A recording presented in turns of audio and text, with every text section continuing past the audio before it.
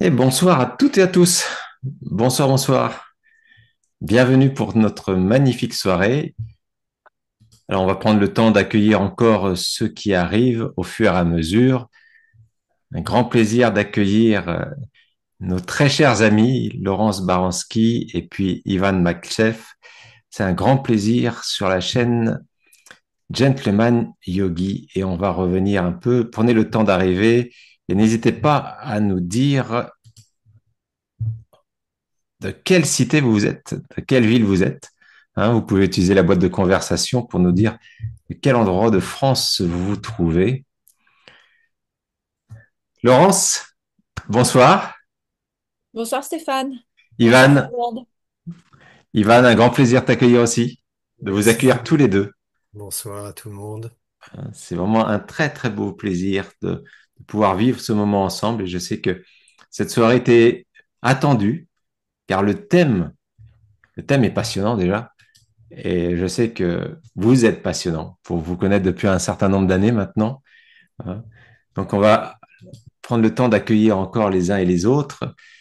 Comme vous le savez, cet espace qui est la chaîne Gentleman Yogi est un espace d'inspiration, c'est un espace bienveillant, c'est un espace ressourçant, mais c'est surtout votre espace pour pouvoir partager ce qui vous anime et, euh, et d'avoir la présence de Laurence et puis d'Ivan, c'est un grand, grand plaisir. Alors, quelques mots sur nos invités, hein, avant de rentrer dans le cœur du sujet. Oh, vous arrivez vite ce soir. Hein. Très bien. Laurence, ça fait depuis longtemps maintenant. Tu es écrivaine, tu as écrit énormément d'ouvrages. Tu es auteur, coach, consultante en transformation personnelle, collective. Mais tu as énormément porté ton attention sur l'éveil des consciences. Hein, comment l'individu, dans le collectif, peut cheminer à travers cette quête de la conscience, s'éveiller, atteindre la réalisation à un certain niveau, pourquoi pas, hein, pour certains qui sont en quête de cet aspect de, de l'être. Et tu accompagnes depuis des années, des individus, des équipes et des organisations dans le développement d'une conscience élargie, incarnée et tournée vers l'autre et vers aussi l'avenir. Hmm, Mhm. au-delà. Parce que même si tu es bien ancré dans le présent, l'avenir est aussi important.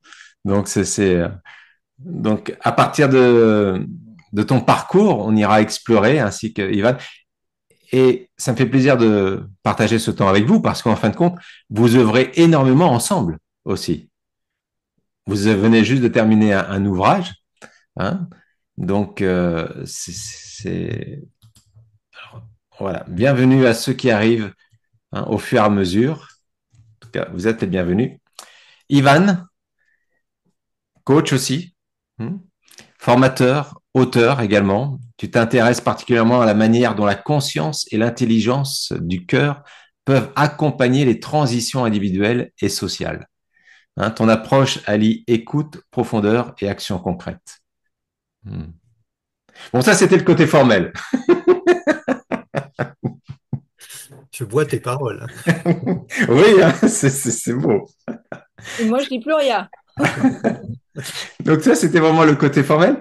Mais ce qui m'intéresse aujourd'hui, et je pense que ce qui va intéresser aussi les personnes qui sont là ici ce soir, c'est vrai que depuis ces dernières années,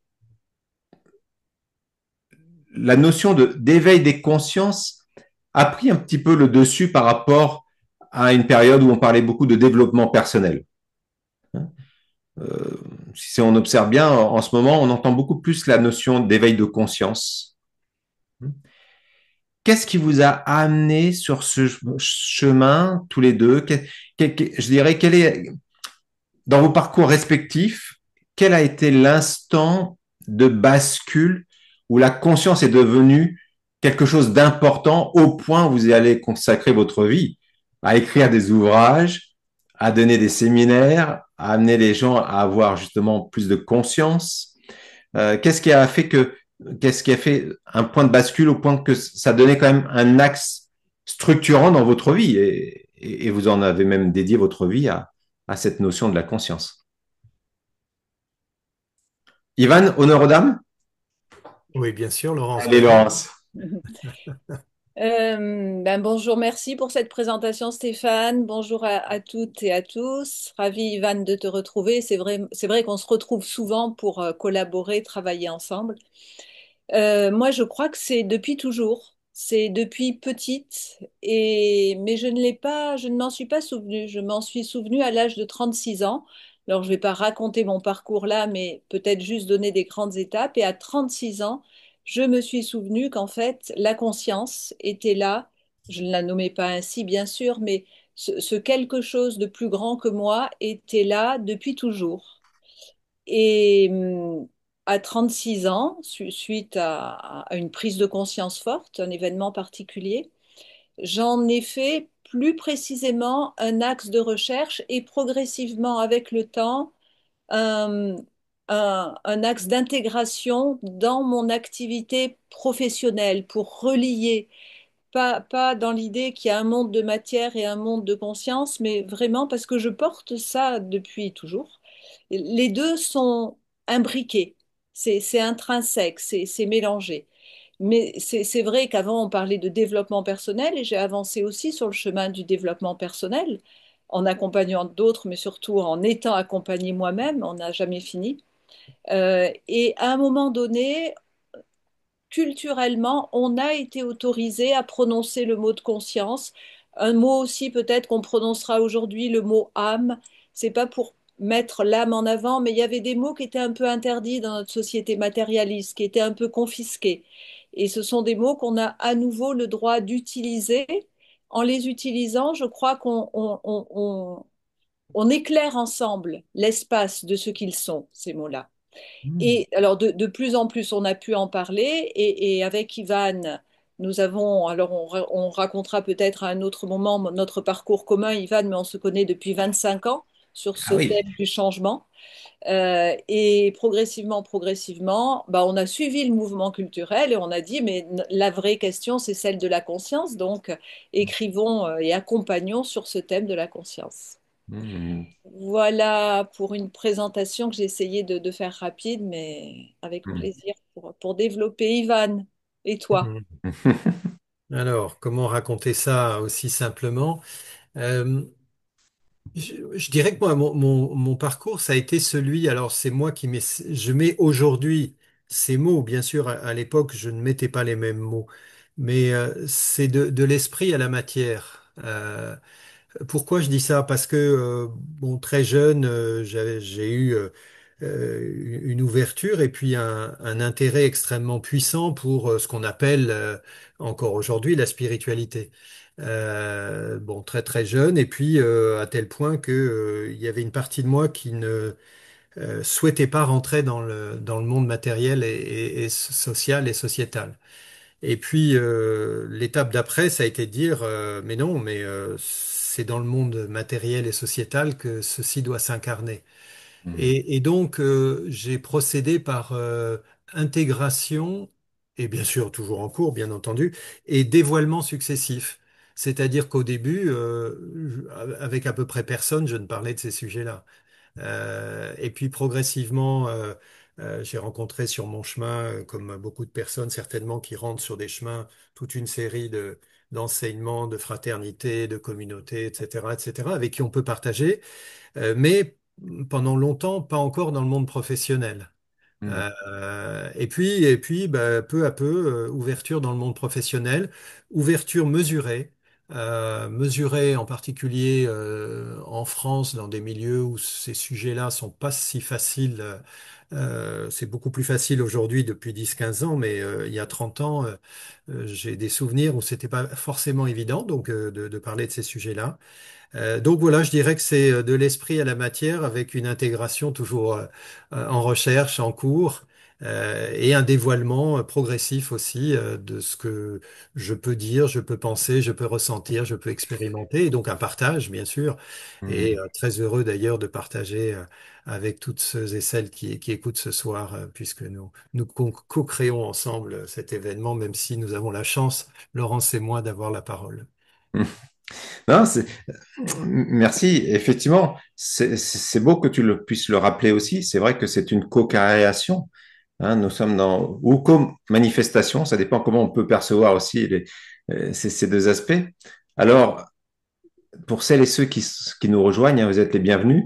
Et puis, voilà, dans un premier temps, on va explorer avec Laurence et puis Ivan, donc justement, l'ère de cette conscience, hein, l'ère de la conscience. Et puis, n'hésitez pas, pendant tout le long, si vous avez des questions à poser à nos invités, hein, vous pouvez les déposer dans la boîte de conversation. Voilà, on ouvrira un espace plutôt vers la fin de cette soirée où vous pourrez vraiment poser vos questions à Ivan et puis à Laurence. Euh, Laurence, tu as partagé quelque chose qui était assez intéressant lorsque j'avais mis en évidence effectivement le fait qu'aujourd'hui on entend beaucoup plus la notion de l'éveil de conscience. Et c'est beau, le thème de ce soir, c'est l'ère de la conscience. Donc on sent qu'il y a quelque chose. Et tu as dit quelque chose qui m'a interpellé. On s'est réapproprié, comme si ces mots comme âme, et puis effectivement, comment ne pas parler de l'âme lorsqu'on on aborde la conscience, hein, qu'on s'est réapproprié. Est-ce que c'est, de ton regard, est-ce que c'est quelque chose qui appartenait beaucoup plus au domaine religieux, c'était du domaine sacré et religieux, ou est-ce que c'est parce que on n'osait pas aborder ou les gens avaient peur aussi peut-être de se faire traiter de secte aussi, hein, disons les mots tels qu'ils sont aussi. Ben, dans l'organisation sociale, sociétale, la religion a, pour ceux qui avaient envie que la société s'organise de telle manière, et on a tous été partie prenante, la religion permet de canaliser la manière dont on va parler de la conscience, de l'âme, de la spiritualité, des rituels. C'est, au moins, on sait où c'est. Et quand on n'est pas dans la religion, ben, on travaille dans la société, dans le social, dans la rationalité, dans le pragmatisme. Et il n'y avait pas, c'est la société qui s'est organisée comme ça, il n'y avait pas de passerelle entre les deux. En France particulièrement, moi j'ai commencé, tu as dit que j'étais consultante en conduite du changement et j'ai commencé ma carrière comme ça, enfin j'étais consultante dans les entreprises. Et on a mis du temps en France déjà à se réapproprier le fait qu'on avait des émotions, c'est le développement personnel dont tu parlais, et que ce champ émotionnel, il conditionnait la qualité des relations individuelles et le bien-être individuel et collectif. Puis après, à un moment donné, on s'est dit, mais il y a le corps aussi. Alors certes, il y avait l'ergonomie dans une version ancienne, mais on s'est dit, ça va plus loin le corps. Et on a commencé à voir apparaître des séances de sportives ou de massage ou de enfin, ces choses-là sont entrées dans les mœurs, dans la normalité. Donc, on a survalorisé la dimension intellectuelle, puis l'intelligence émotionnelle est arrivée, l'intelligence corporelle est arrivée, et progressivement, l'intelligence spirituelle, au sens de la possibilité de capter le sensible, être sensible à ce qu'on perçoit de soi-même, du monde, de ses intuitions. Dans mon modèle à moi, je mets un autre niveau au-delà du spirituel, qui n'est pas au-delà d'ailleurs, mais qui englobe toutes les dimensions. Donc voilà, Ivan, tu avais cette image d'un dévoilement progressif. Et c'est vrai que collectivement, la société nous permet de nous dévoiler progressivement à nous-mêmes. Alors bien sûr, on ne le fait pas tous au même rythme. Certains sont déjà depuis très longtemps avancés sur le thème de la conscience et de la spiritualité. D'autres vont découvrir les méthodes de base de la gestion relationnelle et émotionnelle. Et puis, il n'y a pas de plus avancé ou moins avancé. On fait au rythme où on a besoin d'avancer sur le chemin de la connaissance de soi. Mais là, il y a comme une ouverture. Et effectivement, il y a une ouverture et aujourd'hui, cette ouverture-là, elle n'est pas... Alors, on a été très résistant, c'est ça que je voulais dire. En France, on était particulièrement résistant, on l'est toujours, hein. C'est... Moi, je me souviens, il y a 20 ans, j'avais dans un livre de management, je cite souvent cet exemple parce que pour moi, c'est un marqueur, c'est un traceur sur le chemin. En 2020, j'écris Le manager éclairé, un livre sur le changement qui a eu, qui a eu une certaine audience, et qui m'a permis d'ailleurs de continuer à travailler. Parce que dans notre métier, un livre, c'est comme une carte de visite. Et il y avait le mot spiritualité, dimension spirituelle, la dimension intellectuelle, la dimension physique, la dimension émotionnelle et la dimension spirituelle. Et mon livre devait être préfacé par un scientifique que j'aimais beaucoup, qui était sur ces dynamiques de changement, sur le changement sociologique, changement, les interactions, la complexité. Et je parlais de lui d'ailleurs, je le citais. Et ce scientifique était prêt à préfacer, mais au moment de préfacer, j'ai eu un doute. Je me suis dit, je vais pointer les endroits où je parle de lui, ça va lui faire plaisir, et pointer le fait que je parle aussi de spiritualité sur 3 pages sur 340. Mais quand même, c'est... Et mon intuition était bonne parce qu'il m'a répondu, vous comprendrez que le scientifique que je suis ne peut pas préfacer un livre qui parle de spiritualité dans l'entreprise. Hmm. Et pour moi, c'était vraiment le signe qu'il y avait, il y a 25 ans, il y avait vraiment dans notre organisation sociétale et dans l'affichage que l'on faisait de nous-mêmes, je ne parle pas de sa vie intérieure, mais de l'affichage, il y avait une interdiction, quoi. On ne va pas sur ces terrains-là. On peut parler de complexité et de transdisciplinarité sur les sujets un peu intello, c'est bien, il faut faire de la transdisciplinarité, mais on ne va pas tout de même mélanger le visible et l'invisible, le matériel et l'immatériel. Hmm. Quelques années après, j'ai travaillé avec un psychologue de renom. On a coécrit un livre collectif. Que j'aime beaucoup sur l'école, l'école changer de cap vers une éducation humanisante. Et à ce psychologue, je lui ai dit, mais il y a aussi l'aspect, et je lui parle de spiritualité, toute cette dimension du sentiment de plus grand que soi, de soi plus grand que soi. Et il m'avait répondu, non, mais ça, on va pas le traiter dans le livre, Laurence. Ce dont tu parles, c'est mystique. Et je me suis aperçue, là aussi, quelques années plus tard, que même sur le terrain de la psychologie, il fallait pas y aller. Alors, dans le même temps, à la même époque, il y avait déjà la psychologie transpersonnelle, qui était une évolution de la psychologie qui a intégré le spirituel. Mais on y va pas à pas, quoi. C'est vraiment, on enlève les couches doucement, doucement, doucement. Et ce que je constate, et Ivan, je vais voilà, te laisser la parole aussi, mais ce qu'on constate, ce que je constate et que nous constatons, c'est que là, il y a une telle aspiration à libérer nos dimensions sensibles, énergétiques, et on va les appeler spirituelles, que quelque chose est en train de s'ouvrir. Hmm. Merci, c'est super intéressant, ta vision et puis aussi ton expérience. Hein. Ben, c'est le chemin, c'est mes marqueurs à moi. Ouais, non, c'est très Du coup, intéressant. quand j'ai sorti en 2016 le coming out spirituel, parce qu'il existe une autre réalité que celle qu'on nous impose ou qu'on nous propose, plusieurs personnes m'ont répondu, et certaines de renom qui parlaient déjà de spiritualité, mais peut-être avec un peu de pudeur, m'ont dit, tu es courageuse. Parce que moi, j'y allais à fond dans le coming out spirituel, je disais tout ce que je pensais. Et on m'a dit, et je me suis dit, mais pourquoi courageuse? Je fais que dire là où j'en suis de mon chemin et de Hmm. mes compréhensions. Hmm. Il y avait, alors je comprenais très bien pourquoi il me disait courageuse, mais en même temps, je ne comprenais pas Hmm. cette autocensure, mais que je m'impose parfois aussi à moi-même, hein. Hmm. On s'autocensure sur ces sujets-là, parce qu'on sent bien qu'on ne peut pas en parler de la même manière partout. C'est intéressant parce que, en fin de compte, c'est un regard qui est quand même très orienté dans ce monde occidental dans lequel on est bercé. Parce que lorsque tu prends la tradition védique, et puis quand tu prends vraiment la tradition de la philosophie du yoga, au-delà de l'aspect yoga qu'on nous a amené ici, sur lequel on se cantonne un petit peu trop sur l'aspect postural des fois, mais quand tu rentres dans la philosophie du yoga, c'est ce que veut dire yoga. C'est l'union entre le corps, l'âme et l'esprit en termes de conscience suprême. Donc, les sages des temps anciens, on les appelait les rishis, et c'était des scientifiques spirituels et des spirituels scientifiques. Il n'y avait jamais de séparation. Donc, merci pour ce. Déjà, ça nous met au cœur du sujet.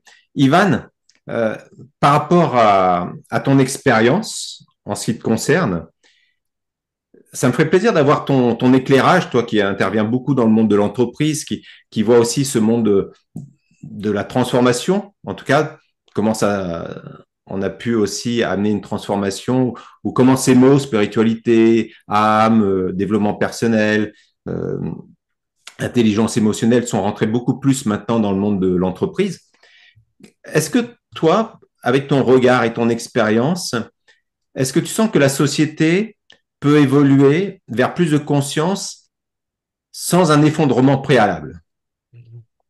Alors, effectivement, il y a un paradoxe, c'est que euh, les personnes, les individus, là très clairement, si je prends juste hein, mon cadran de vie, donc là professionnellement c'est une quarantaine d'années, les personnes sont clairement plus en demande ouverte sans toujours formuler comment dire, une quête spirituelle au sens traditionnel, mais on demande d'ouverture de quelque chose à l'intérieur. Voilà, Hmm. en coaching, on voit beaucoup ça. Enfin, on entend beaucoup ça, j'entends beaucoup ça. Alors oui, il n'y a pas forcément le mot spirituel, mais il y a quelque chose de profond que les personnes nomment d'une façon ou d'une autre ou ne nomment pas.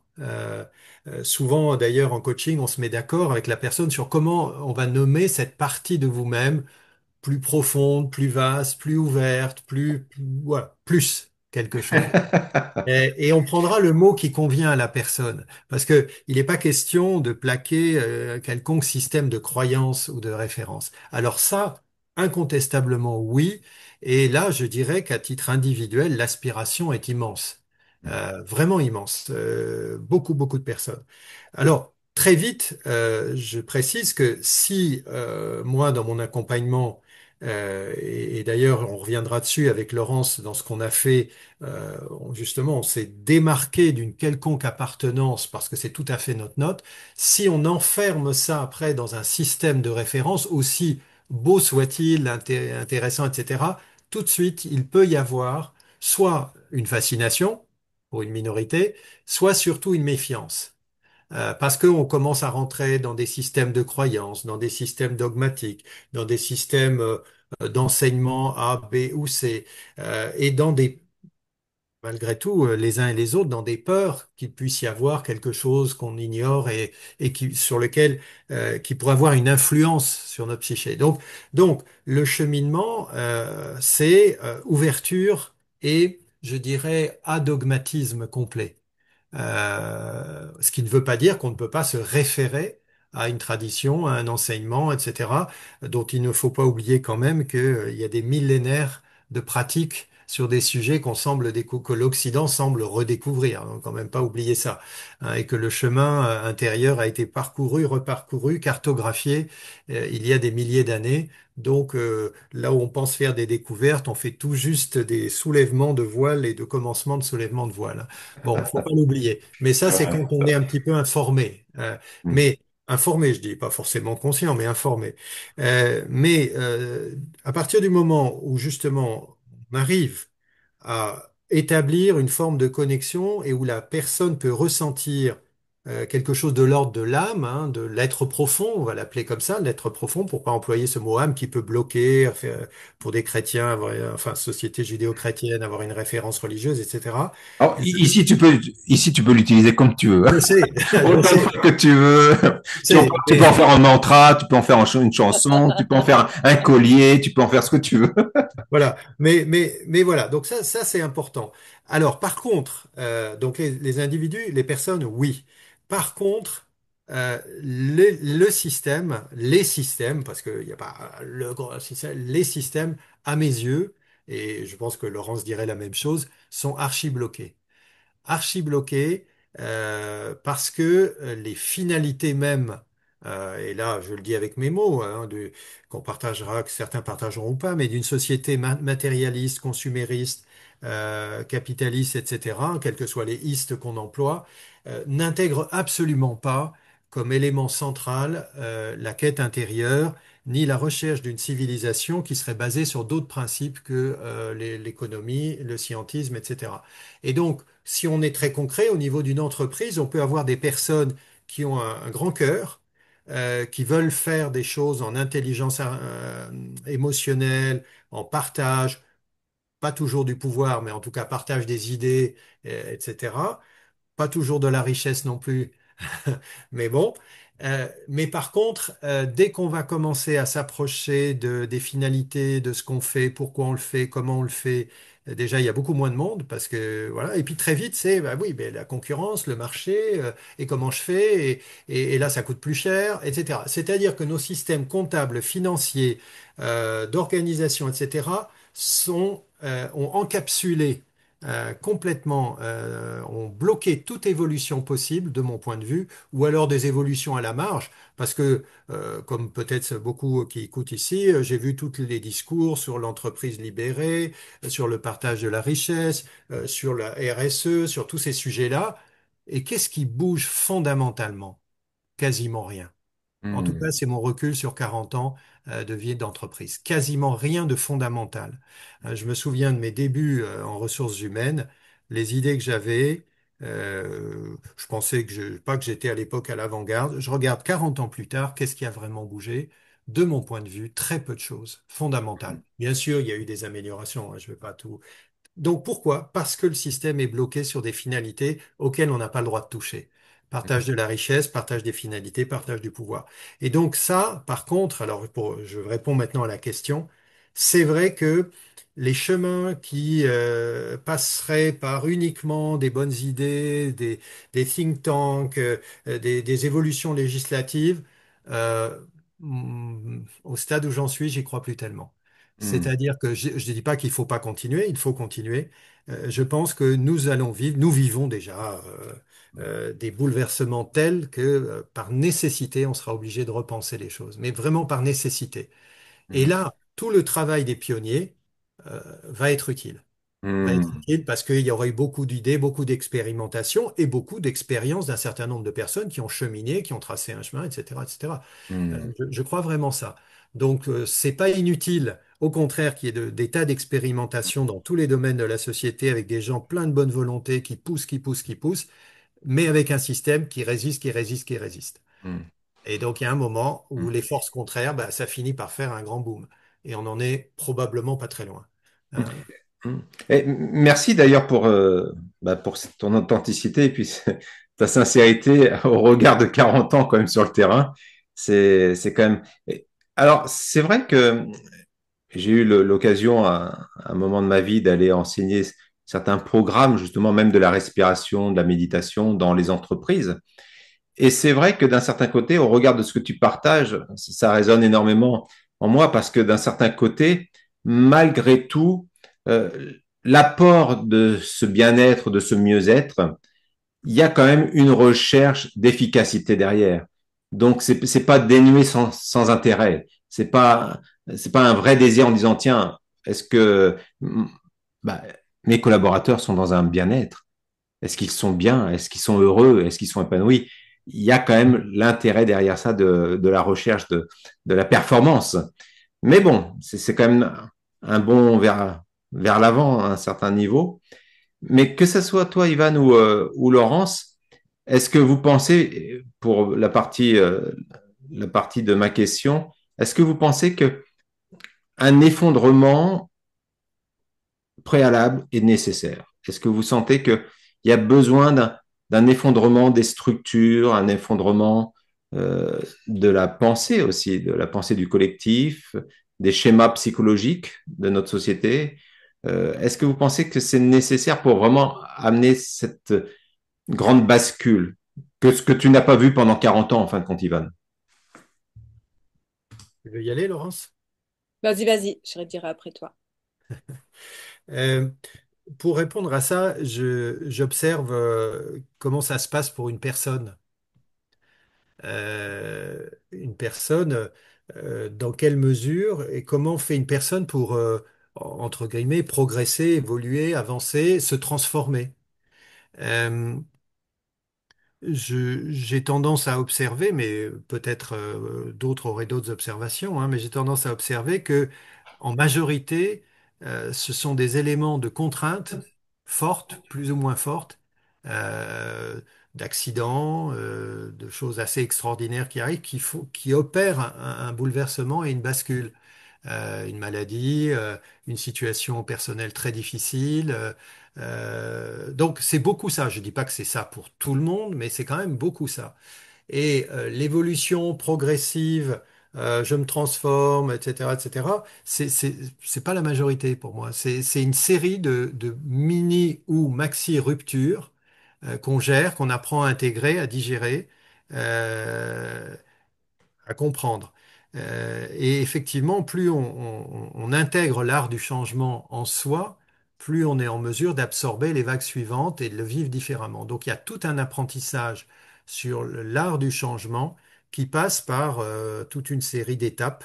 Et il n'y a pas de changement sans processus mort-renaissance. Mhm. Donc, la mort, ça peut être violent, comme ça peut être plus doux. Voilà. Alors au niveau sociétal, pour l'instant, les éléments nous montrent qu'on a besoin, c'est malheureux de le dire comme ça, mais il semblerait qu'on ait besoin d'une forme oui, de choc extrêmement puissant pour que, un réveil puissant ait lieu.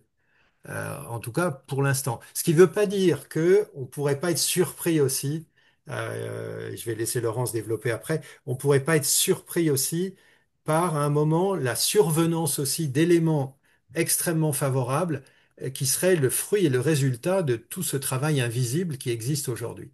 Mhm. Donc, les deux peuvent coexister de mon point de vue. Mais pour l'instant, ce que nous voyons, vivons et traversons, et même peut-être pour beaucoup d'entre nous à titre personnel, c'est plutôt fort, exigeant et parfois très difficile. Mhm. Et donc, je pense que sur le plan sociétal, c'est la même chose. Ouais, merci pour cet éclairage. Au regard de ton expérience, ça fait sens. Laurence? Il y aurait tellement de manières de répondre à la question. Euh, En 2020, en plein au moment du confinement, j'ai écrit un texte qui est venu comme ça. Alors, est-ce par canalisation? Non, il m'est venu. Quand l'écriture me vient, il faut que j'écrive. Donc, j'écris. Et c'est un texte de 3 4 pages, pas très long. J'en ai fait une vidéo sur YouTube que j'ai intitulée Conte pour aimer. Et ce conte pour aimer, il raconte quoi? Donc, il raconte ce que j'ai écrit. Je sais ce que je vais écrire, mais je le découvre en même temps que j'écris. En fait, il raconte la période que nous traversons et qui est celle dont mes souvenirs, quand tu sais, tout à l'heure, tu as demandé depuis quand la conscience, depuis toute petite. Depuis toute petite, je me suis aperçue, petite, vous serez d'accord avec moi ou pas, que la Terre était entourée d'un voile de pollution. Mais que ce voile de pollution, ce n'est pas la pollution écologique dont on parle. Ce voile de pollution, c'est la pollution émotionnelle et mentale que nous fabriquons. Et quand j'étais petite, j'avais fait un voyage, comme un voyage astral, on va dire, et j'avais regardé la Terre d'en haut et j'avais vu les humains, nous, moi, j'en fais partie aussi, qui avaient des nuages au-dessus de la tête. Et j'avais regardé de plus près ces nuages. Et alors ces nuages, ils produisaient tous un nuage, et ces nuages, ils allaient alimenter un grand nuage, et tout ça faisait un grand nuage autour de la tête, la Terre. Et je m'étais approchée. Et qu'est-ce que j'avais vu dans les nuages? J'avais vu des phrases, j'avais vu de la violence. Je m'étais approchée, j'avais vu de la violence, j'avais vu de la peur, j'avais vu des scènes comme ça, j'avais vu des guerres. Et dans les filets, dans les nuages, j'avais vu plein d'expressions comme tu ne peux pas, t'es pas capable, tu mérites pas, n'importe quoi, t'es nul. Et tout ça, tout ce qui vient nous réfréner, nous limiter, nous auto-limiter. Et de là-haut, j'avais un guide qui m'accompagnait. Je dis, mais il faut aller leur dire ils sont en train d'étouffer sous leur propre couche de pollution émotionnelle et intellectuelle. C'était des structures. Et mon guide, qui était un point lumineux à ce moment-là du voyage, me dit, mais tu sais bien comment ça se passe, on ne peut pas leur dire. D'ici, ils n'entendent pas. Enfin, de là où ils sont, ils ne vont pas entendre ce que tu vas dire. Et quel est le moyen? Et petite, j'avais 5 ans quand l'histoire se passe. Je m'en souviens.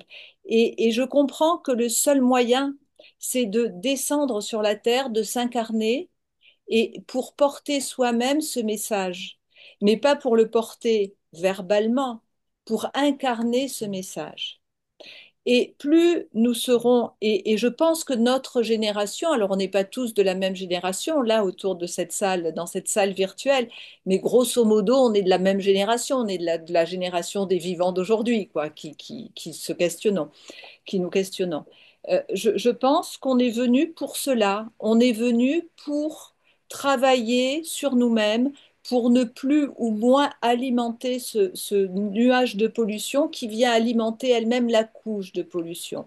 Et plus on fait ce travail-là, plus il devient possible de se connecter à quelque chose de plus grand que soi. Alors je ne sais pas comment il faut le nommer, Ivan, l'être, l'être-té, l'âme, le soi, quelque chose. Et en fait, c'est très très joli parce qu'on arrive à percer la couche de pollution et la lumière descend. Et quand la lumière descend, elle vient transmuter, elle nous aide à faire ce travail de nettoyage. Et je pense qu'il n'y a pas de grand ou de petit travail. On fait tous notre travail, c'est-à-dire qu'on travaille sur de la disharmonie fréquentielle, on travaille sur de la disharmonie vibratoire. C'est ça qu'on fait. Les émotions, c'est les colères, les peurs, tout ça, c'est des fréquences et des vibrations. Et plus on s'apaise soi, plus moins on alimente la pollution, ce voile de pollution qui nous entoure, et plus on crée des brèches. Et plus, en fait, on s'en rend pas compte, mais on se donne la main les uns les autres. Parfois, on se dit, mais on est tout seul dans son histoire, ça avance pas. En réalité, on se donne la main. Plus que la main, on se donne, je vais reprendre le mot, on se donne l'âme et le cœur aussi. Mais sur Terre, dans notre dimension incarnée, on est, on fait vraiment en fait, on est des hommes et des femmes de ménage, hein. On ne fait que ça autour de la Terre. Et pourquoi on fait ça? Mais c'est super noble de faire le ménage. Moi, j'adore faire le ménage parce que j'adore la satisfaction une fois que c'est propre. Et, et je crois qu'on est venu s'incarner pour ça. Pas que pour ça. Nous avons nos thématiques individuelles, bien sûr. Nous avons nos histoires personnelles. Nous pouvons avoir nos histoires familiales. Mais fondamentalement, les vivants d'aujourd'hui, en gros de notre génération, ils sont venus faire ça aujourd'hui sur la Terre. Et du coup, pour répondre à ta question, faudra-t-il un effondrement? Je crois que l'effondrement est de fait. À partir du moment, le système se nourrit beaucoup de ce voile de pollution. Le système nous dit prenez des assurances, ayez peur, euh, euh, anticipez.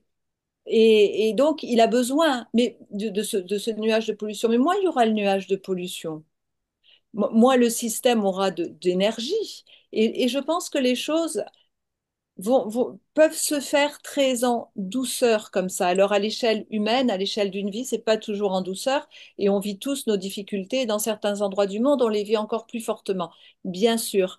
Mais c'est en même temps comme des avertissements pour que de plus en plus de personnes se reviennent à elles-mêmes et à l'intériorité et deviennent à leur tour des hommes et des femmes de ménage. Hmm. Alors, j'ai vu qu'il y a des réactions auprès des belles âmes qui sont là parmi nous ce soir. Euh, Belle croyance que celle de la femme de ménage. C'est vrai que c'est un concept magnifique de pouvoir sentir que oui, à notre niveau, on permet aussi de nettoyer cet égrégore qui est bien lourd, qui est bien pesant, et pourtant qui s'allège de plus en plus, hein, plus on sera. Et c'est ça qui est beau parce que on le voit maintenant aussi avec les générations futures. Je veux dire, les personnes qui ont tellement œuvré, qui ont cheminé, ils ont des enfants, des petits-enfants. Et on voit à quel point maintenant les enfants captent très très vite.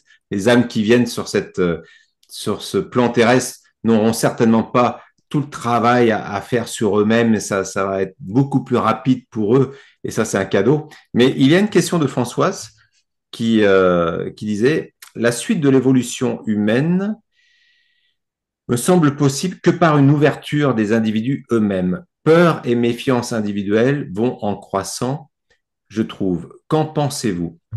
Peut-être Ivan ou Laurence. Ivan, vas-y. Ben, ce qui est nécessaire, est-ce que c'est suffisant? On pourra en parler, mais nécessaire, c'est qu'effectivement, chaque cellule du grand corps conscient que forme l'humanité fasse son travail, remplisse son œuvre. Je reprends ce que Laurence a dit de nettoyage, alignement, ménage, etc.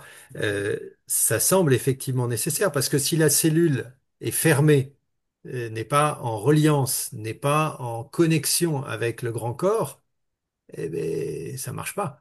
Ça marche pas. Donc, faute de trouver un meilleur mot que travail, parce que ça fait des années que je cherche des substituts à travail intérieur, parce que Oui, ça a oui. l'air Le pénible. travail, c'est un petit peu une labeur, hein. Un labeur, joie intérieure, mais il y a de la joie, mais des fois, oui, c'est pas que de la joie, mais bon, voilà. Et bon, enfin bon, cette démarche, ce cheminement, cet allègement, cette ouverture en conscience est effectivement nécessaire. Et ça commence par probablement expérimentation intérieure, je lis. Voilà. Voilà, expérimentation, forcément, parce qu'on est vraiment des explorateurs. Moi, j'aimais beaucoup ce terme d'explorateur de la conscience. On part à l'aventure, et c'est vraiment une aventure, on peut le dire. Euh, et donc, dans l'exploration intérieure, il y a, bon, bien sûr, la reconnexion à des sources que je qualifierais qui nous élèvent, des sources d'espérance à travers la beauté, à travers l'amour, à travers la sagesse, à travers, voilà, des ouvertures de conscience. On a besoin de ça, et heureusement, ça nous montre la lumière et un chemin. Euh, et il y a aussi tout l'apprentissage à débrancher. Et là, au sens vraiment physico-énergétique, quand je dis débrancher des systèmes énergétiques, les nuages dont parlait Laurence, qui nous maintiennent dans certaines formes pensées, qui nous maintiennent dans des peurs, qui nous maintiennent, etc. Et quand je dis qui nous maintiennent, inconsciemment, et puis quand on sait un peu plus consciemment, je vais le dire comme je le pense, on est complice. On est complice aussi. Donc nous avons notre part.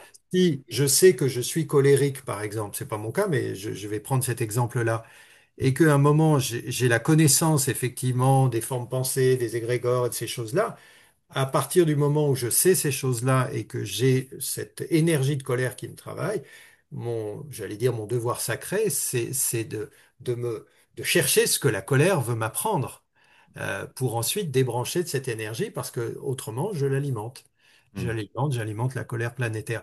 Donc, ça ne veut pas dire qu'on y arrive facilement, ça ne veut pas dire que c'est comme ça un claquement de doigts, mais c'est ça l'exploration intérieure et c'est pour ça que dans les démarches, en tout cas, qu'on a essayé de mettre en avant avec Laurence, euh, on s'éloigne aussi du mirage miraculeux qu'il suffirait de bien méditer, de bien prier ou d'adhérer à tel système de croyance et de vivre une expérience d'expansion de conscience et ça y est, le boulot, il est fait. Non, non, non. Là, c'est juste un petit aperçu ou le dessert. Après, il faut aller chercher tout le reste, hein. Mm, mm, Et là, tout le reste, c'est ça. Et ça, c'est exigeant. En tout cas, je parle pour moi. C'est exigeant. On chute tout le temps. Je chute tout le temps. mm, Et c'est bien parce que c'est quand je chute, au sens de ah, voilà, il s'est passé quelque chose et j'ai pas vu venir, que j'apprends le plus. mm. Alors évidemment, après, j'ai besoin aussi de temps en temps d'états d'expansion qui me disent ouais, ouais, c'est bon, t'es sur le chemin. Allez, continue. Hein, bon, donc ça alimente quand même la machine, entre guillemets, je plaisante. Un peu de douceur dans ce monde. Voilà, voilà, de douceur et puis ah oui, c'est vraiment merveilleux. Ouais. Ces espaces-là, c'est vraiment merveilleux. Allez, après on descend et quels sont les schémas que je porte, qui sont des schémas sociétaux, des systèmes de croyances, du transgénérationnel extrêmement puissant, Mm, euh, qui fait que dans telle et telle situation, mes mémoires, dans telle et telle situation, je réagis de telle et telle façon qui effectivement va alimenter les fameux nuages dont parlait Laurence. Et ben là, c'est à cet endroit-là qu'il y a l'enseignement mm. probablement le plus important. Et c'est bien de le rappeler, c'est bien, c'est bien de le rappeler, Ivan. Ça me fait penser à un sage qui est venu 600 ans avant le Christ, qui est l'auteur d'un magnifique traité qui s'appelle les Yoga Sutras de Patanjali. Hein, donc c'est le sage Patanjali et c'est en 196 versets, il donne un magnifique aperçu du chemin de l'âme sur ce plan terrestre et comment elle peut atteindre ce qu'il appellera l'éveil, la libération. Mais la phrase est très intéressante parce que elle m'a aidé énormément, hein, sur ce chemin où des fois on a l'impression de faire un grand bond, un saut quantique, des fois on a l'impression de ramer, des fois on a l'impression d'être dans le tunnel qu'on voit pas le. Hein, je pense que tout le monde se retrouvera aujourd'hui dans ça. C'est le but est à chaque instant, mais le chemin est long. Donc, à la fois, ça, c'est un beau cheminement à vivre. Alors, il y a une image qui m'a énormément parlé, en tout cas pour moi, parce que j'aime bien cette notion effectivement d'expérimentation intérieure. J'aime bien Valérie quand tu mets le terme œuvrage. C'est vrai, c'est de mettre du cœur à l'ouvrage, hein. Comment on peut grandir. Pour moi, c'est aussi de changer ma vision de ce que pourrait être ce plan terrestre. C'est déjà changer sa vision. Et ce qui m'a permis de changer ma vision, c'est de percevoir que, même si le terme que je vais utiliser des fois peut être mal interprété, mais c'est quand même une expérience. Donc, c'est un laboratoire vibratoire émotionnel. Parce que, comme tu l'as très bien dit, justement, j'ai bien aimé ce que tu as mis en évidence, Laurence, dans cette notion de vibration, vibratoire émotionnel. Et c'est ça, fréquence. À quelle fréquence je m'ajuste? À quel taux vibratoire je m'harmonise? Et tu as utilisé beaucoup ce terme, harmoniser, fréquence, etc. Et Nikola Tesla l'a dit à juste titre, hein, si vous voulez connaître ce que régit ce monde, pensez en termes d'énergie, de fréquence et de vibration. Et tout est vibration. Donc aujourd'hui, par rapport à ce que tu partages, Ivan, ce que j'observe avec les personnes que j'accompagne ou les groupes qui se réunissent pour justement de chercheurs sincères pour grandir sur ce plan terrestre, hein, progresser, c'est l'attention à maintenir. Parce que ça, c'est un sacré job. Parce que des fois, on a l'impression d'avoir avancé, des fois, on a l'impression d'avoir quitté notre mal-être parce qu'on cherchait un bien-être, et une fois qu'on a trouvé le bien-être, eh ben, ça y est, c'est bon, on a notre Graal, mais quand tu es dans le bien-être, tu peux toujours tomber dans le mal-être. Et c'est vrai que ce que j'ai observé, c'est que des fois, rares sont les personnes qui entreprennent vraiment un autre chemin, qui est le chemin du bien-être pour aller à l'être. Et là, quand on est vraiment intégré, bien stabilisé dans notre être, qu'il y ait des moments durs, qu'il y ait des moments joyeux, eh ben, on ne sera pas ballotté dans ce laboratoire vibratoire émotionnel. Et des fois, c'est ce que je trouve, que les personnes n'ont pas forcément peut-être de persévérance, peut-être ou peut-être des fois ils sont pas assez bien entourés parce que on le sait hein, par expérience, c'est bon d'être dans une communauté des fois. La communauté est nécessaire aussi pour nous amener à grandir puis nous sentir pas seuls parce que et c'est là où ça sera la prochaine question, mais je vais te laisser Laurence partager peut-être si tu voulais compléter, mais j'ai une autre question qui est pour moi importante sur ce chemin de l'ère de la conscience. Alors pour compléter, je buvais tes paroles. Je disais, j'étais d'accord avec toi, Stéphane. Donc oui, quand tu dis du bien-être à l'être, c'est on dit hein, sur le chemin initiatique qu'à un moment donné, le chemin devient sentier. À la fois, c'est plus facile parce qu'on se sait relier. C'est comme si, vibratoirement, ce sentiment d'être plus grand que nous, on le ressentait. Donc, vibratoirement, on se sait plus grand et on sait que ce plus grand est connecté au tout. Et naturellement, donc on sait qu'on n'est plus seul, même s'il y a des moments d'abattement, des moments, mais on le sait. Euh, et donc, on est bien quand même, mais néanmoins, la vie va continuer à nous mettre des épreuves. Enfin, la vie, ou nous-mêmes, nous allons nous mettre des épreuves. Et puis, il y aura de moins en moins de personnes autour de nous pour échanger, pour discuter. Il n'y aura plus le phénomène du collectif, de groupe. Et donc, il y aura moins d'espace. Et du coup, il y a un chemin qui est, qui peut être plus solitaire. Alors, il peut être plus solitaire intérieurement. Ça ne veut pas dire qu'on n'a pas une vie sociale très riche avec d'autres et qu'on ne va pas au resto et qu'on ne va pas au théâtre. Si, on peut faire tout ça. Mais ce travail intérieur est un travail comme en solitaire d'un point de vue terrestre et en même temps, il est tellement relié à tellement d'êtres incarnés et pas incarnés, mais différemment. Il est connecté par l'intuition, par leur sensibilité, par une forme de télépathie vibratoire. Enfin, et avec en même temps une vigilance, hein, parce on ne sait jamais si c'est vrai ou pas vrai, tout ça, nos ressentis. Donc il faut les. Mais et c'est cette idée de on est plus grand. Il existe, je suis plus grand que ce que je sais de moi, je sens de moi. C'est pas une phrase, c'est une réalité. C'est-à-dire, Hmm, je suis plus grand et là. hmm, Et je suis à la fois moi et ce moi plus grand. Je suis hmm, les deux. Et quand on a un éveil de conscience au début, tu vois, waouh, on voit c'est merveilleux, on voit sa lumière ou la lumière du monde. Et après, ce qui est difficile sur le chemin, et c'est là que ça devient la machine à laver, ce que j'appelle la transmutation, le travail de transmutation, on va sans arrêt redescendre, redescendre, remonter, redescendre, remonter. On connaît tout ça, ce travail de machine à laver. Euh, Jusqu'à quoi? Jusqu'à se reconnaître notre souveraineté, notre grandeur, notre lumière. Je suis cet être que je perçois qui est plus grand que le moi terrestre. Hmm.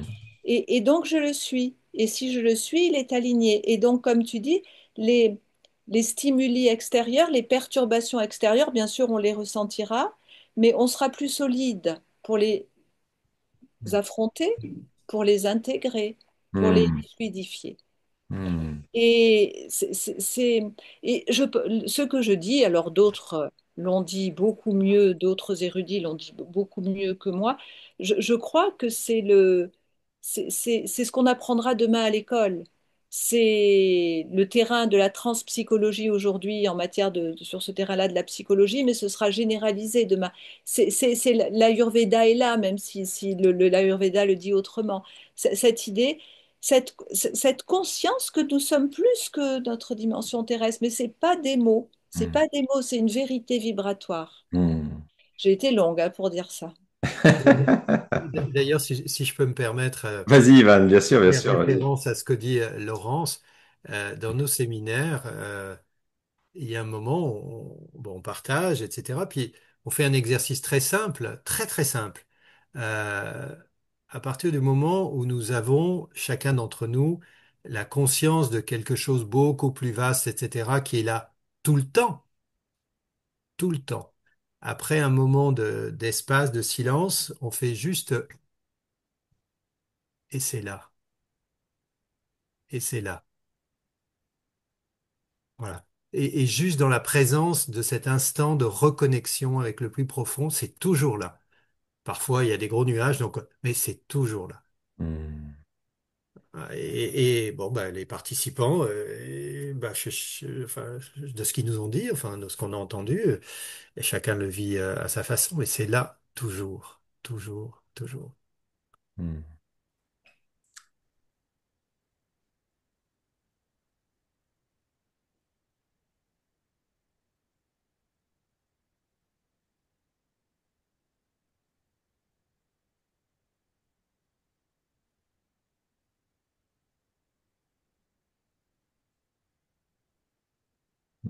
Magnifique, magnifique. Et c'est là. Ça me rappelle beaucoup de une pratique ancestrale védantique, hein. Neti neti Mhm. tadvamasi.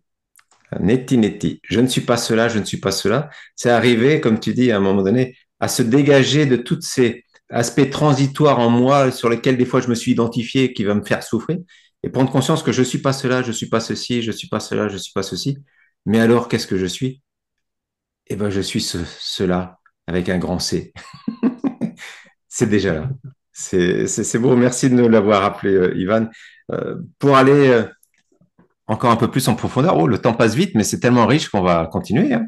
Et puis à un moment donné, on va laisser aussi nos amis poser des questions. Mais tu as touché un mot qui est important, Laurence, et puis aussi Ivan, à ta façon, c'est cette notion de souveraineté intérieure.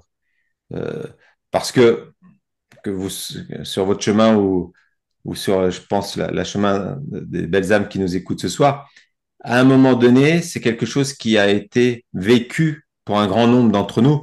En tout cas, si j'observe mon expérience, lorsque j'ai commencé, j'avais une vingtaine d'années. Lorsque je suis parti faire un stage chez Lise Bourbeau, j'avais 23 ans, donc c'était complètement une autre réalité. Euh, C'était la réalité d'étudiants nocturnes, la boisson, etc. Puis après les 3 mois passés chez Lise Bourbeau, j'étais dans un autre paradigme. Et c'est vrai que lorsqu'on commence ce chemin à vouloir toucher notre souveraineté intérieure, beaucoup d'entre nous se rendent compte que d'un certain côté, on va sentir à un moment donné l'isolement.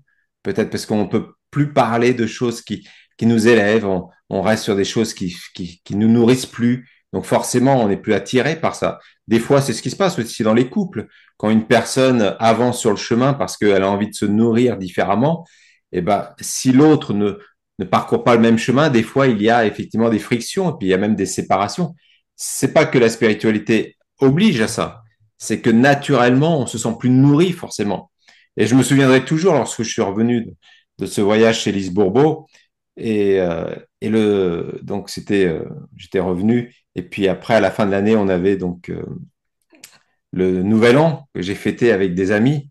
Et puis autour de cette table, il y avait la boisson qui tournait, il y avait même de la fumette qui tournait, il y a très longtemps de cela. Et ça passait. Et puis à un moment donné, on m'offre un verre d'alcool et tout d'un coup, je reprends un peu ton expérience où tu t'es vu sur un autre plan, tu vois.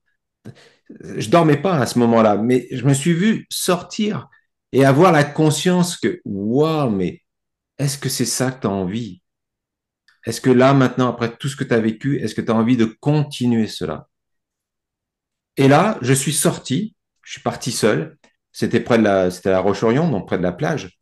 Et je me revois encore, l'image est très très forte. Je me revois encore arriver sur la plage et je tombe, je m'agenouille et je commence à pleurer, à pleurer, à pleurer, en disant plus jamais ça. C'est pas ça ma vie.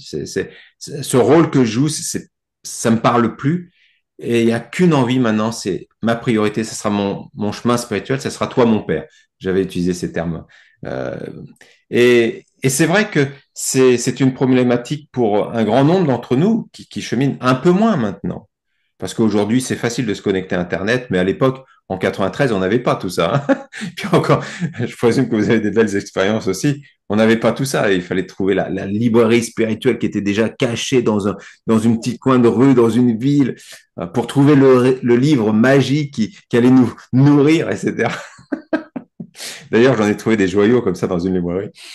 Et je me souviens, la personne qui tenait ça, c'était un Asiatique. Et on avait vraiment l'impression de se retrouver dans les films, vous voyez, où on rentrait dans un espace silencieux. Et je me souviens, il parlait pas un seul mot. Alors moi-même, j'étais gêné parce que j'étais dans un lieu que je n'étais pas familiarisé avec ça. Je cherchais, je ne sais pas quoi. Et puis, il me dit quelques mots. Il me dit, que cherches-tu? Waouh, que cherches-tu? C'était très clair, c'était très beau. Et je savais pas ce que je cherchais. Et je dis, bon, bah, voilà ce que je vis en ce moment. Je sens que ce que je vis, bah, il y a peut-être plus derrière ça. Il me regarde, il lève le doigt comme ça, et il s'en va dans un rayon,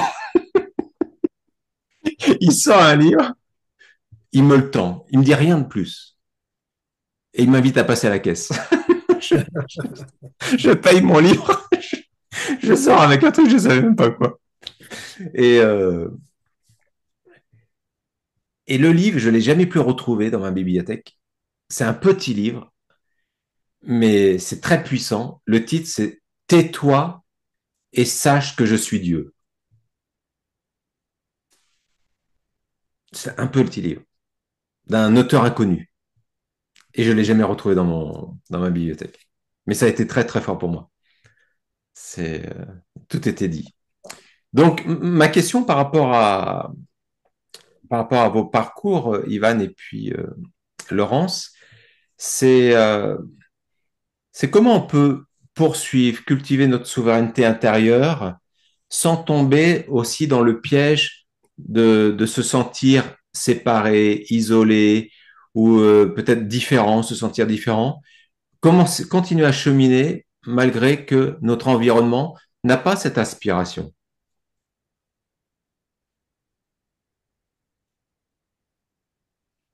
Tu veux y aller, Laurence? Je peux tenter parce que c'est vrai que ce que tu dis, on le vivait très fortement hier, avant-hier, et on peut le vivre encore aujourd'hui.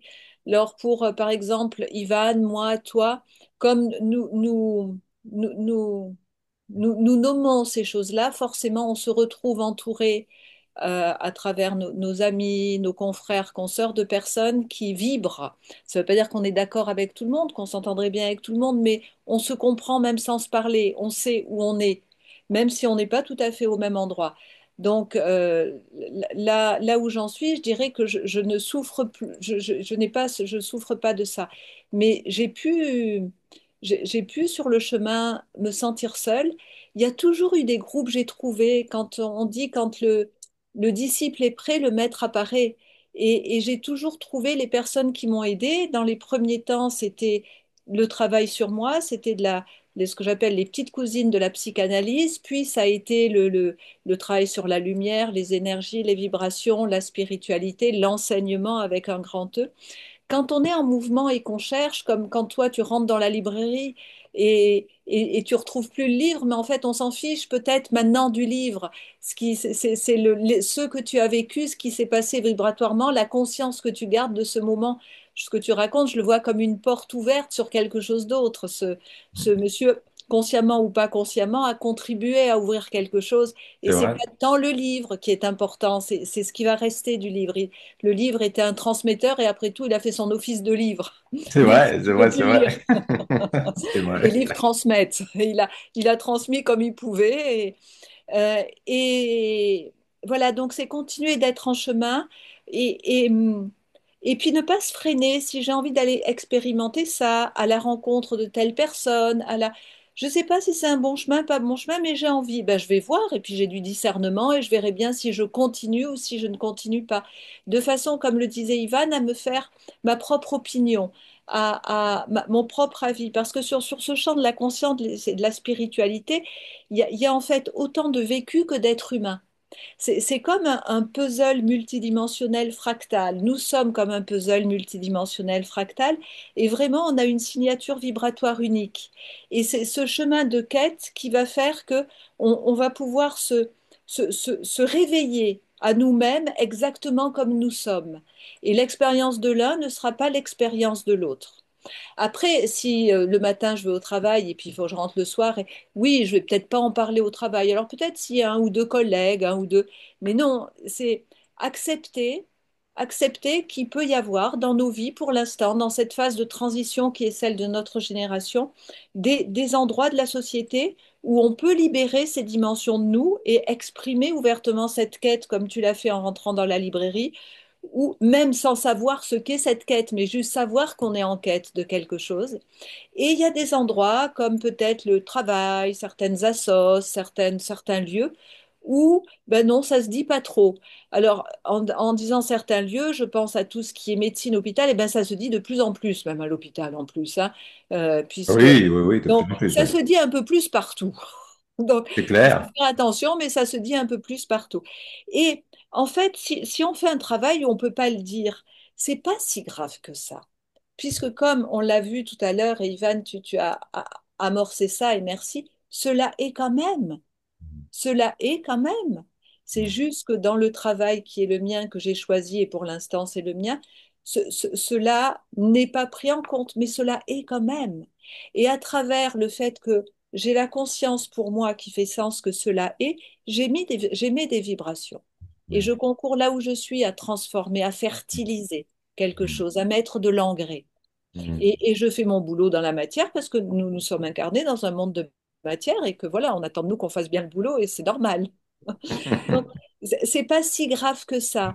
Et, et puis, c'est trouver des personnes, je le disais vraiment, on est des milliers, des millions, et je sais pas si on sera des milliards, mais des millions, des dizaines de millions, des centaines de millions à être en chemin à notre manière. Et ça, ça, c'est réjouissant. On peut regarder, voilà, regarder la Terre d'en haut et regarder toutes ces lumières en mouvement. Il y a la nôtre, une petite lumière parmi toutes les lumières qui elle-même est en mouvement. Et on participe de la rivière qui devient fleuve et qui va dans l'océan. Mm. Magnifique. Merci, merci pour cette... Ouh, avec beaucoup de poésie, on se laisse bercer. Je dis les mots comme ils me viennent. Oui, je pense qu'il pourrait y avoir je vais le dire comme ça, aussi enfoui au fond de nous, il pourrait y avoir une forme de prétention à se dire un être spirituel. Ça peut arriver, et puis c'est très clairement un obstacle, un des obstacles sur le chemin de ceux qui ont parcouru ça. En fait, d'abord, il n'y a pas de hiérarchie, il n'y a pas de supérieur ou d'inférieur. Ça, je crois qu'on a hérité de systèmes de croyances où on a mis d'un côté l'esprit, la matière, enfin, on a une pyramide dans la tête qui nous a été inculquée par des millénaires de pratiques. Tout être est un être, si on a ce regard-là, tout être est un être spirituel. Donc, il y a plus ou moins de conscience, mais quelle conscience ai-je pour ne pas voir la lumière qui est dans chaque être? Donc, la lumière est dans chaque être. C'est moi qui ne la vois pas. Donc, ça, c'est déjà la première chose à se dire. Bon, oui, je peux pas échanger sur les thèmes de la spiritualité, mais est-ce que je peux avoir un échange de cœur à cœur avec cette personne-là? Hmm. Est-ce que je peux dire des choses profondes avec des mots simples qui lui parlent à elle ou à lui, qui sont pas mes mots, qui sont pas avec tout mon système de croyances, etc. Ça, c'est un enseignement extraordinaire. Et en tout cas, dans ce que j'ai essayé de faire dans le monde de l'entreprise, c'était pendant des années, aujourd'hui, je peux en parler un peu plus, mais pendant des années, jamais je parlais de ces sujets-là. Par contre, je pense que j'ai réussi à rencontrer certains êtres profondément dans leur système de croyance pour essayer de dire bah, qu'est-ce qu'on peut faire ensemble comme dit Laurence, qui vibre fort et qui nous tire vers le haut, quoi, vers quelque chose de plus vaste, de plus enthousiasmant. Voilà. Ah ben là, on trouve des terrains d'entente avec des personnes qui, en aucun cas, n'auraient partagé un système de croyances, etc. Donc, dans les quêtes spirituelles, il y a aussi tout un système de représentation purement mentale, dont peut-être aussi, à un certain moment, même si on en a eu besoin, il faut apprendre progressivement à nous défaire pour voir juste et ressentir la lumière. Ça, c'est la première chose. Et puis la deuxième chose, je crois que quand on est en chemin, ben, la vie nous apporte très exactement ce dont nous avons besoin. Hmm. Et c'est pas toujours ce qu'on aime ou on aimerait Ça, c'est avoir. clair. Voilà. Et donc c'est là, en le regardant comme ça, en disant, bon, ah non, là, je suis pas du tout content de ce qui m'arrive. Mais pourquoi ça m'arrive? Mais pourquoi si? Mais non, mais non. Eh ben si. Eh ben si. Alors qu'est-ce que je fais avec ça? Et voilà. Et notre choix, il est là. Il me semble. Il me semble. Hmm. Oui, oui, oui. Merci pour ton éclairage. D'ailleurs, l'ère de la conscience, c'est pas simplement le titre de ce soir, hein, c'est l'ouvrage aussi que vous avez co-créé et co-écrit, hein, c'est ça? Donc, on en reparlera un petit peu plus tard avant de se quitter. J'aimerais aller explorer un peu les questions qui sont posées dans l'espace de conversation et je vois la question d'Ibrahim. Donc, je vais vous la poser. Est-ce que la difficulté à nous connecter à notre inconscient n'est-elle pas la source des plus grandes incompréhensions envers nous-mêmes? Comment accepter que nous sommes l'accumulation d'événements ou de situations que d'autres ont vécu, parents, grands-parents ou autres humains, ayant contribué à ce que nous avons à vivre? Hmm. Merci, Brahim, pour ta question, très pertinente. Je vous laisse explorer. Tu peux redire la première partie, c'est l'inconscient, voilà. Sur la Ouais. partie inconsciente, et l'autre, c'est l'accumulation transmise transgénérationnelle et Oui, sociétale. comment accepter que nous sommes l'accumulation d'événements ou de situations que d'autres ont vécues? Ouais. Bah, cette phrase telle qu'elle est formulée, en tout cas, dit, bah, sommes-nous des êtres individuels? Euh, Parce que Mhm, quand on regarde la somme des impressions au sens du verbe imprimer en nous, hein, de tout ce qui nous est imprimé par notre milieu et génétiquement par nos codes sociétaux et transgénérationnels, que reste-t-il comme part d'individualité? Et mhm, puis, quand je combine ça avec la part d'inconscience qui est, ou je vais le dire autrement, la part de conscience qui représente probablement pas plus d'1% ou de 0,1% de la somme d'informations vibratoires, ça c'est ce que nous dit la science et la science du cerveau, ce qui remonte à la surface de notre conscience, c'est une tout petite chose par rapport à la somme d'informations qui est captée biologiquement, mhm. ce que nous dit la science par notre cerveau, etc. Donc en fait, on est des êtres, a priori, je vais le dire avec humour, quasiment totalement inconscients et des êtres totalement collectifs se pensant individuels. C'est un peu comme ça avec humour que j'aurais envie de le dire. Alors, pour pas être trop long, j'ai envie de dire, pour moi, la meilleure façon de me connecter à l'inconscient, enfin, j'apprends ça et j'ai appris ça, c'est de regarder mon corps, ce que me dit mon corps. Parce que mon Hmm, corps capte une infinité de choses dont je suis pas du tout conscient, mais plus j'écoute mon corps, plus j'observe mon corps, plus je regarde ce que me dit mon corps, plus j'ai un accès à la part inconsciente. hmm, Ça, pour moi, c'est très pratico-pratique. hmm, hmm, hmm. Merci, merci, merci, Ivan. Alors, on va explorer encore. Je peux Oui. compléter la réponse, tu Ah permets? oui, oui, bien sûr, Laurent, vas-y. La réponse, alors je ne sais pas, Ibrahim, si je vais vraiment coller à la réponse, mais ça me fait penser à l'hiver et l'été. Et ce qu'on appelle inconscience, ce qu'on appelle le poids du transgénérationnel, bien sûr existe. Mais c'est comme si, je reprends mon image de la couche de pollution, sous la couche de pollution, ça manquait un peu de chaleur et on se mettait des couches de vêtements et des pulls et des pulls. Et c'est comme si ces pulls étaient le poids du transgénérationnel, le poids de l'inconscient. Et puis on a tous des pulls et puis on a des psychologues qui nous expliquent. Alors il y a les pulls fins, les pulls épais, les pulls manches longues, les pulls à manches courtes. Et bien, ah oui, oui, c'est vrai, il faudrait que je change de pull ou j'enlève un pull, mais il fait froid quand même, donc je vais mettre peut-être un autre pull. Et tout d'un coup, c'est l'été. Et l'été, dans ma métaphore, symboliquement, c'est waouh, on a créé des espaces où on a réussi à transmuter la couche de pollution, la lumière arrive.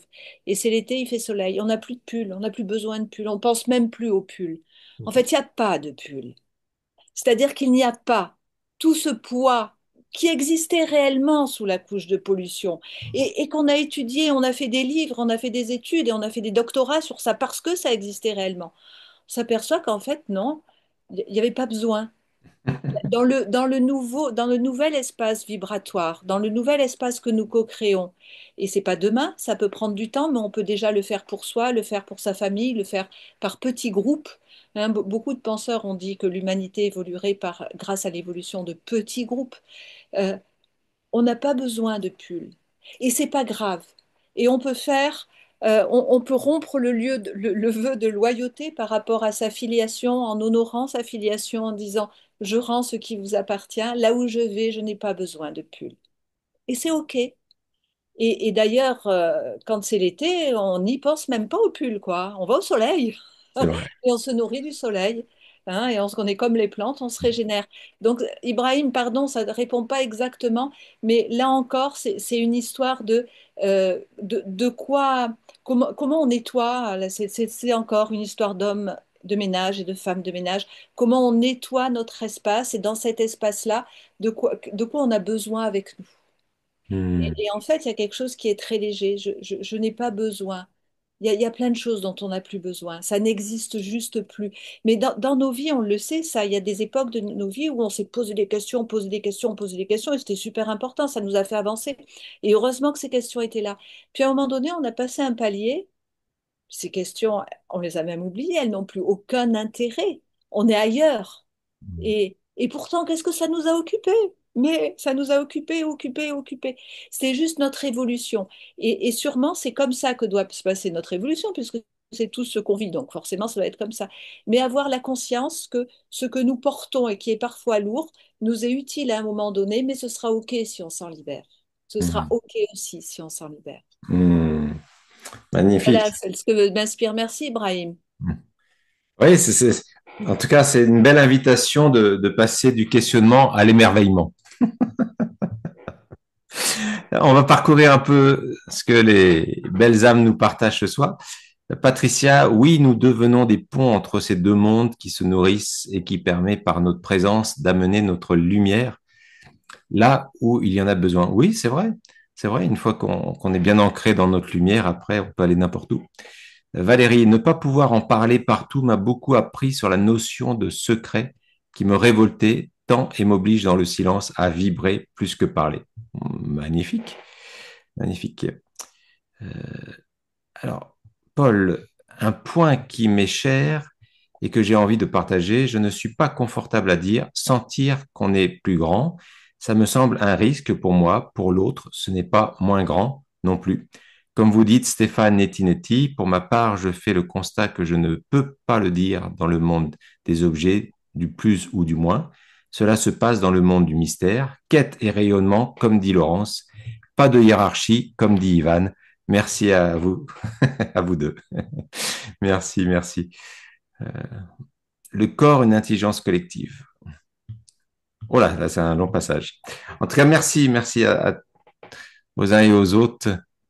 Je vois Amina, si tu permets, Stéphane. Oui, bien sûr, vas-y, Heureux vas-y, ce hein. qui nettoie, je suis d'accord. On peut en faire je veux bien en faire ma devise. Heureux ce qui nettoie. Ah, on pourrait la rajouter au sermon sur la montagne. Bénis sont ceux qui nettoient, ils verront un lieu propre et clair. Excellent. En tout cas, merci à tous les deux. Euh, nous arrivons bientôt à la fin de cette soirée. On va prendre un temps quand même d'aller, que vous nous partagez effectivement votre ouvrage, L'ère de la conscience. Hein, c'est 21 repères que vous avez mis dans un ouvrage. En tout cas, 21 repères qui vous semblent importants pour vous. Est-ce que vous pouvez nous partager un peu et puis nous dire où se le procurer? Ivan, tu en parles? Je l'ai, je peux le montrer, je te Ah laisse oui, Vas-y, oui, regarder. oui. vas-y, Laurence, vas-y. Attends, vas-y, parle. Si tu veux. Si Laurence tu le veux. présente, Et moi, je parle. Et puis, Ivan, tu parles. on change après parce que j'en ai un, moi aussi, hein. Voilà, c'est ça. Bon. Euh, alors, Euh, qu'est-ce que c'est que cet ouvrage? D'abord, c'est un peu, c'est un ouvrage qui est né d'une démarche de séminaire avec donc un certain nombre de participants où on a développé trois axes, trois thématiques, et ces trois thématiques sont les trois grands chapitres du livre. Donc, c'est un livre basé sur finalement une expérience collective. Bon, bien sûr, nous avons construit la trame, mais ensuite, nous l'avons vécu avec des participants. Et donc, c'est un peu ça que finalement, c'est un peu le fruit de cette démarche. Donc, une démarche de synthèse et d'expérience. Si on le regarde avec un peu de recul, on s'est dit, en écoutant ce qu'on nous disait, Laurence et moi, on s'est dit que on pouvait considérer que c'est un ouvrage de pédagogie spirituelle. C'est peut-être un peu pompeux de dire comme ça, mais on essaye de mettre des mots pour dire ce que c'est, cet objet, entre guillemets, qui est basé, moi je dirais, Laurence dira, mais moi je dirais vraiment sur l'intégration des différents éléments en nous, les différentes dimensions. C'est une invitation à explorer par 21 portes, il y a 21 repères, et comme on l'a dit dans d'autres présentations qu'on a pu faire, on peut rentrer par n'importe laquelle de ces portes. Ça n'a pas vraiment beaucoup d'importance et on n'est pas obligé d'explorer toutes les portes, mais toutes les portes sont reliées. Et il y a de la place pour une grande diversité de points de vue et d'approches avec ces 21 portes. Donc il y a une thématique sur la conscience, une thématique qu'on a appelée activation quantique, et puis une thématique plus sur l'exploration qu'on a nommée la conscience galactique. Mais on peut très bien dire, moi le quantique ça me parle pas du tout, le galactique pas du tout, et puis voilà, je veux dire, il n'y a pas, c'est pas quelque chose, même si on l'a construit de façon circulaire et un peu spiralique, c'est-à-dire qu'on retrouve des thématiques d'un chapitre à l'autre, c'est très ouvert. Voilà, je vais laisser Laurence. Non, mais tu en as très bien Compléter. parlé, je suis d'accord avec toi. Et alors, 21, c'est un chemin de questionnement, un chemin d'invitation à l'intériorité avec l'intériorisation avec une signature particulière, Ivan et moi, puisqu'il y a 25 ans, on avait euh, créé une association, un mouvement, un courant d'idées qu'on appelait Interaction, Transformation personnelle, Transformation sociale. Et nous étions, et j'avais eu le parrainage d'Edgar Morin, c'est-à-dire que c'était la complexité. Et notre monde est complexe, en fait, tout est lié. La vie est lien, la vie est reliance. Si je coupe quelque chose, il n'y a plus de vie. Donc, vie et lien, vie et reliance, ça marche ensemble. Je casse, il n'y a plus de vie si je casse le lien. Et donc, cette dynamique-là de complexité, de tout est relié, ça c'est super important. Dans le livre, ce qu'on ajoute, c'est OK, on a compris que tout était relié, mais qu'est-ce que ça donne quand je sens cette reliance, mais cette reliance dans la conscience, de ma conscience énergétique, de ma conscience vibratoire, et comment je, je, je m'approprie ça, comment je me nourris de ça, moi par rapport à moi et moi dans la relation aux autres, parce qu'on ne vit pas tout seul dans le monde. Et c'est ce livre invite à ce questionnement-là. Ça donne quoi quand je me laisse vibrer, quand je me laisse m'expanser? Et jusqu'où moi je m'expanse? Et dans un des derniers chapitres du livre, il y a 5 témoignages de participants. On aurait pu en avoir plusieurs, mais on avait demandé à 5 des participants, puisqu'on a fait les séminaires sur 4 5 ans. Leurs témoignages sont merveilleux au sens où ils sont le reflet de nos chemins de vie, de nos chemins de quête. Et on a chacun le nôtre. Ceux qui sont allés en Inde très tôt parce que leur génération allait en Inde à l'époque, ceux qui ont fait plutôt des stages de chamanisme et de trance ici en Occident, ou qui n'ont rien fait du tout, mais qui depuis tout petit se questionnent et cherchent des réponses et sentent bien qu'ils sont à la fois de ce monde et pas de ce monde. C'est incroyable comme on a tous, à notre manière, ce questionnement-là, et que la reliance que nous tentons, la vie nous invite à nous relier, et elle nous invite à nous relier non pas seulement dans l'idée que tout est écologique, en interaction comme ça, comme la nature, mais c'est aussi reliance vibratoire. Et c'est ce plus grand, c'est pas plus grand par rapport aux autres, c'est plus grand que la conscience que j'ai de moi. C'est ah ouais, mais j'avais pas vu que j'étais aussi vibrant. Je me découvre vibrant, je me découvre énergétiquement vivant.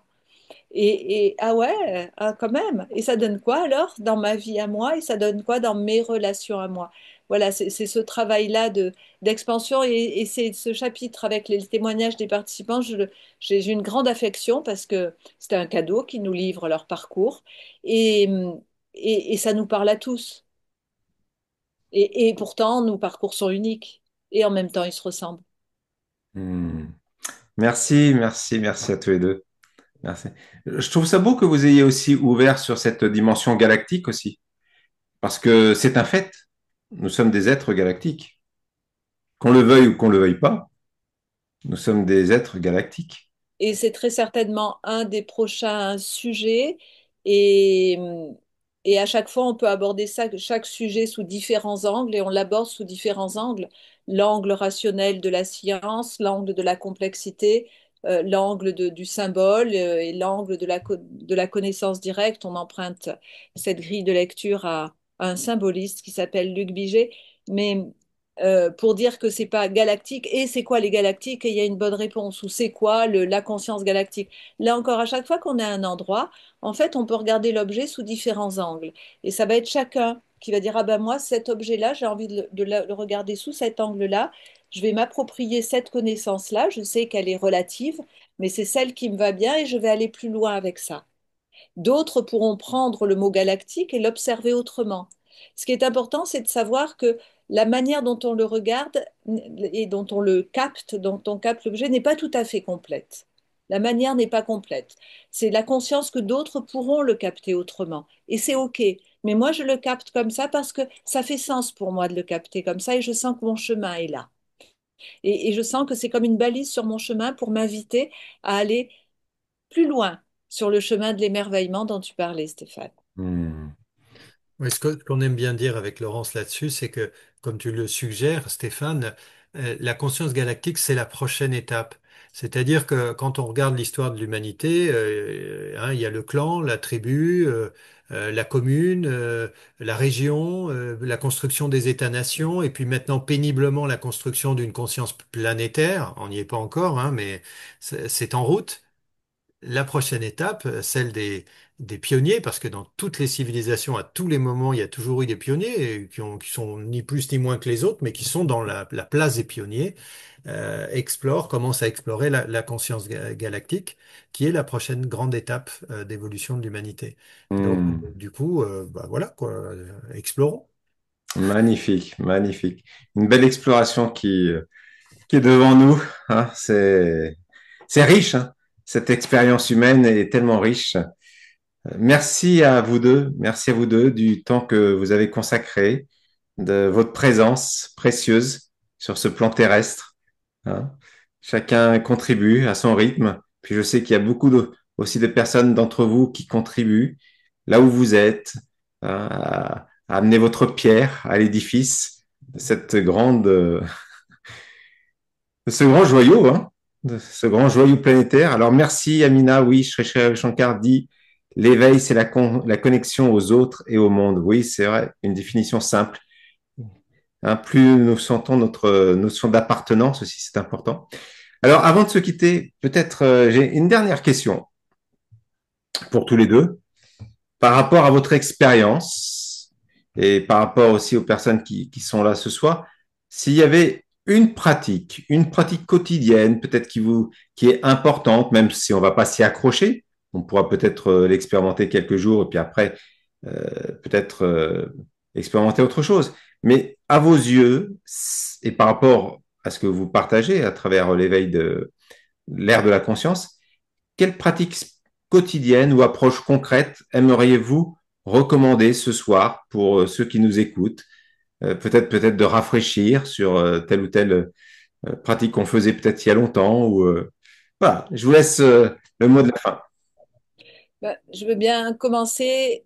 euh, D'abord, et avant de commencer, Stéphane, un grand merci pour cette soirée et merci pour ton invitation et merci à chacun et chacune d'avoir partagé avec nous et d'avoir accueilli. Euh, Merci. Et un petit clin d'œil à Pascal, qui j'ai vu envoyer des petits cœurs, et à Lorenzo, que je vois. Je ne vois pas tout le monde sur mon écran, mais je vous vois. Donc voilà, un clin d'œil. Euh, et en termes de pratique, alors je ne sais pas si elle est dans le livre, celle-là, mais peu importe. Oui, ben je vois là, synchronicité, je vois le mot gratitude, et ça a à voir avec la gratitude, mais pas, je remercie. C'est juste la conscience de l'instant, on l'a un peu évoqué dans la soirée. C'est juste, je suis dans le métro, je suis en train de m'affoler un peu parce que le repas est pas prêt, je suis en train il faut que je boucle un dossier. Et faire un arrêt sur image, mais même même pas une seconde, juste je m'arrête, je respire, et dans l'absolu, est-ce que là tout va? Ben ouais, là ça va, est-ce que je vais? Et on remet, on fait un reset comme ça, un reset énergétique, et c'est OK. Et quand on le fait vraiment, c'est la gratitude, enfin perso, c'est la gratitude qui vient. C'est OK, tout est OK.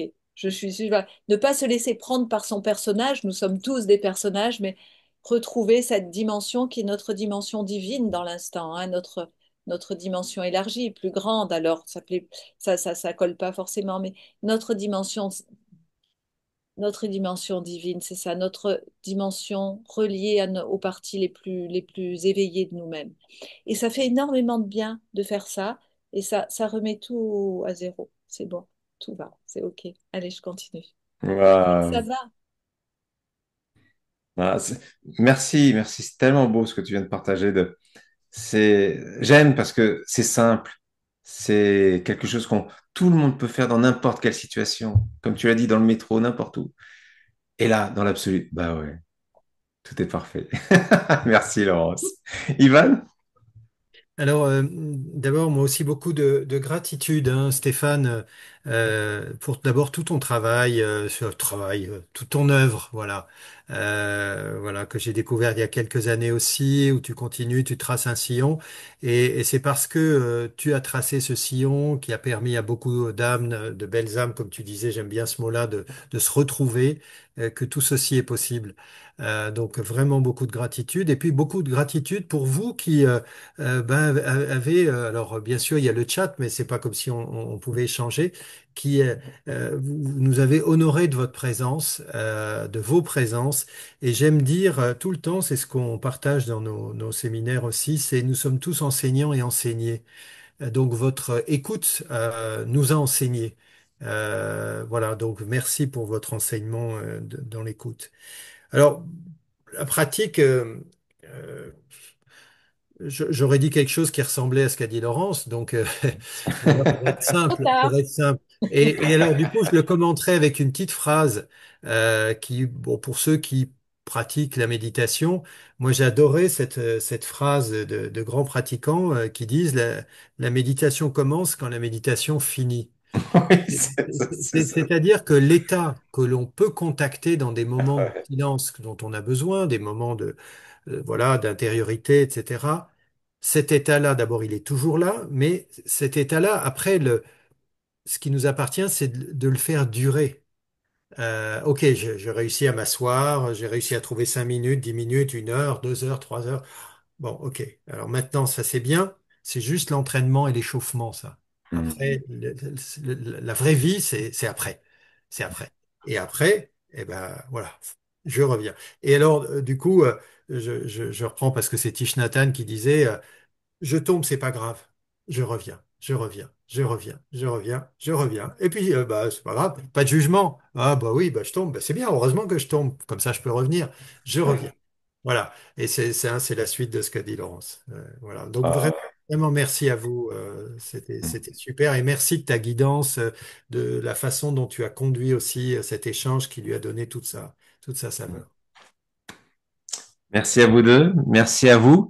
Et puis on se retrouvera forcément pour de nouvelles aventures sur cet espace, hein. À bientôt. Ouais. Au revoir.